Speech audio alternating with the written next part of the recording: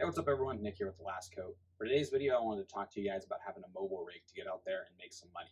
A lot of you probably think it's a little more in-depth than it really is, or that you might need more things than you really do to get out there and make some money. So I wanted to show you guys how I have my setup.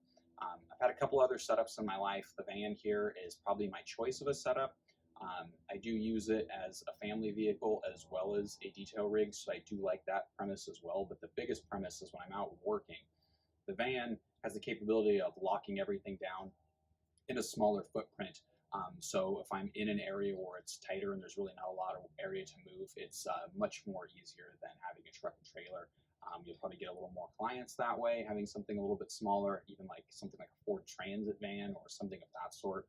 I think those are probably the most ideal types of scenarios for a detail van.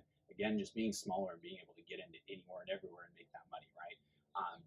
The other thing I wanted to say too is I've seen some pretty lavish detail setups and very, very nice inside the vans. And hey, that's beautiful and that's great, right? But the one thing I have noticed, I've never had anybody ever come up and want to see like what's in my van or what type of equipment I'm using to actually wash the car.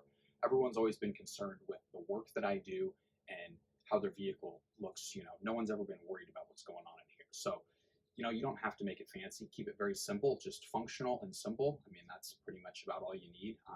Keep it clean. If a client looks in there, then, if it looks clean and organized, then that's pretty much all they're probably worried about. I mean, really, at the end of the day, they're worried about the job that you're doing to their vehicle. So, show you what I've done here. I've taken the panels off the inside of the doors, and I've just made my own handle, made my own areas to hold stuff. So, I haven't gone above and beyond. I've just utilized what was already here in the van. So I do like to repurpose stuff in my life in general. So I'm not huge on having to make things very, extravagant or anything like that. Kind of live by the race car philosophy. Functionality serves over beauty. So as long as that happens, good with me. Hang your bottles here. I got my wheel brushes and Thunderwell brush here. Throw my dirty gloves up in here. I have my other bottles. I actually did take a whole hog and literally just drilled holes straight into the sheet metal here. I can actually hang bottles on there. These ones are not as convenient for hanging these ones, so that's why they hang on that handle there. I did just run an extension or a bungee cord to hang my other stuff right here. So again, not a lot of effort applied. Stick my tire shine inside the cutout that was already here from Ford. Got the vacuum set up right here. I just keep this coiled up with a band, keep it in there. Vacuum can actually come out. Generator always stays inside the van. I rarely ever take it out. If the wind was blowing like hardcore into the van, I might pull it out so there's not as much exhaust fumes. Other than that, being the small van, you can pretty much get up against whatever you're trying to detail. I keep 3 buckets with me. 1 bucket for claying, so it's always nice clean water. The bucket doesn't ever really see a lot of dirt or debris, as well as I use that bucket specifically for when I'm doing a paint corrected or ceramic coated vehicle. All of the really, really clean, nice sponges and microfiber wash pads all stay in there. Then we have our basic maintenance wash bucket, which we do buy new sponges and wash mitts there, but we do try to keep a different isolated section for really, really cleanliness on certain vehicles to avoid scratching and swirls and anything like that, over the just regular maintenance wash type of blow and go scenario where they just want the vehicle clean. They're not worried about preventing swirls and things like that. They just want it shiny and clean. So we have that bucket for that. We also have our wheel bucket. I always do a 2-bucket wash method. So 1 bucket touches the body of the vehicle and 1 bucket for the wheels and fender wells only. So you never want to be touching your body wash mitt to the wheel wash mitt or to the wheel area. Wheel wash mitts always stay with the wheels and fender wells. You never touch the body. That's how you're going to get swirls and things like that. So keep your stuff clean. Cleanliness is next to godliness. Can't talk today. Sorry, guys. So other than that, I'm going to actually pull the camera out here in just a moment, and I'll show you how the tank is actually hooked up. I'm going to pull this stuff out so you can see how it's plumbed. This tank is gravity fed, as well as I have an electrical pump inside there that can run off the generator if I need be. But for the majority, you can have this thing gravity fed and you don't need an electric pump. So I'm going to show you guys how to make that happen.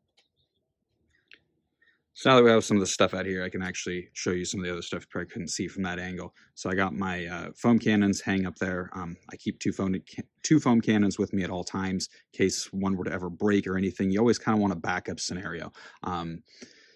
Redundancy is key, in my opinion. If you're going to be out mobile, you want to make sure that you have your ends met, so you can kind of finish a job if something breaks, or at least accomplish the task and go get what you need and come back and finish it. You never want to like leave the client hanging, you know, for a couple of days or something like that. So keep my gloves right there. All my tire shine and trim application stuff stays in this plastic bag here, so it doesn't get anything else with greasiness on there. Some vacuum attachments, some extra O-rings and things like that for fixing stuff on the pressure washer, lines. If you get a leak, you can quickly fix it, even if it's temporary. I mean, to stop a big leak, if you can slow it down and get the job done, that's very effective and good being mobile. So just kind of make sure you have everything, a pair of pliers with you, a little bit of tools.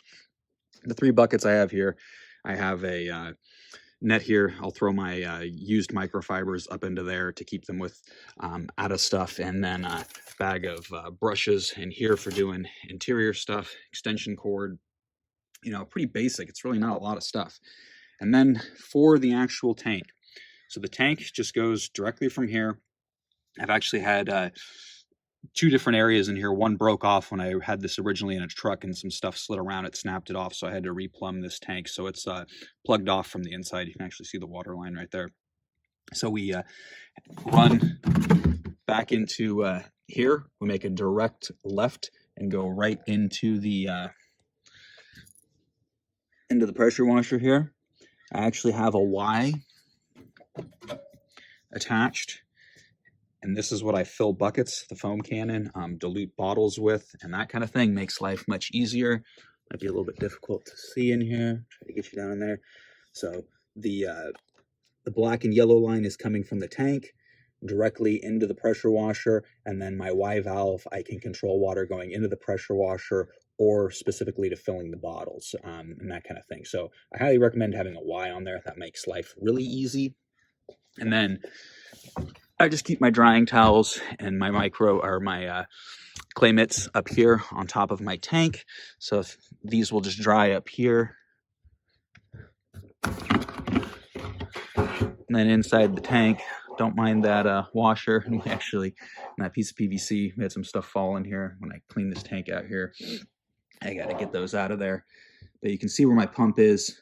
Again, you're going to grow some algae, so these tanks got to be able to be fit into the van where you can at least pull it out and fully clean them. Because again, you can see where a little bit of algae builds up. And I use deionized water, so very clean water, and this still occurs. Just a natural thing. So if you're using really bad water, it's going to certainly occur. But either way, you can see off my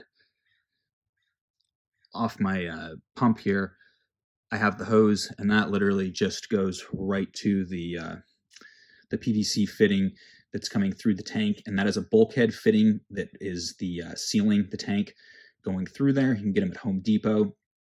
I believe that is a 1-inch bulkhead fitting, and those are 3/4-inch fittings going in and out of it. So very, very simple. If the tank is full and you have a relatively level playing field going from the tank to the pressure washer, gravity is going to push all this down. So if you have a 60 or 100-gallon tank, which this one is, having it full and then kicking on your Y valve and allowing it to blow all the air out of this line, and the moment that happens and you just have just straight water coming out of here, kick off your Y valve and only have your valve going to the pressure washer opened, and that will allow gravity to feed this thing, and the weight of the water and gravity in general from this tank will operate the pressure washer. Pressure washer has a jumper line that goes from the pressure washer straight up to the hose reel here. I have a quick connect fitting that I can remove if I want to, and then water goes through here into here and then comes out, and this is the actual hose that we're using. So I got 50 feet attached here. Most times that's going to be adequate. If you're doing RVs and that kind of thing, you're probably going to need 100 feet, but in general, I can always back this thing right up and I can get a 40-some foot RV done with a 50-foot hose, roof and everything. I also keep another spare hose back here in case I have a hose burst. I do keep a brush over here for doing the roofs of big vehicles like Sprinter vans and RVs. Other than that, that brush does not touch the bodies of cars. We do not do that. We hand wash all cars, trucks, and SUVs. But for the big stuff that you can't reach and is just much safer to do on a ladder, the brush comes out and we get those. Other than that, it's pretty much it, guys. Hope that could help you. I also had just quickly built this stand around the Ryobi pressure washer to accommodate the hose reel. So again, cheap, effective. If you're handy and you're kind of crafty, which if you're detailing, you probably are, you know, a lot of this stuff you can do yourself. The tank is just strapped in against the back seat rails. So they're latched down, and then there's steel pieces, that plates that come up actually to the seat. So the ratchet straps are just attached to there. If you ever get into a heavy braking scenario, the back seat is angled, so the tank just stays in there. It can't actually come up or anything. Other than that, if you guys have an open area, I'd probably recommend bolting down your tank, putting some eye bolts through the floor with steel plates on the bottom side and top side, so you have big captivating areas, the sheet metal, so that this thing can't rip out or anything. Other than that, it's pretty basic. A lot of this is stuff that you guys could totally do, and within a very, very economical budget, you can get out there and start making some money. So thanks for watching, guys and girls. Talk to you soon.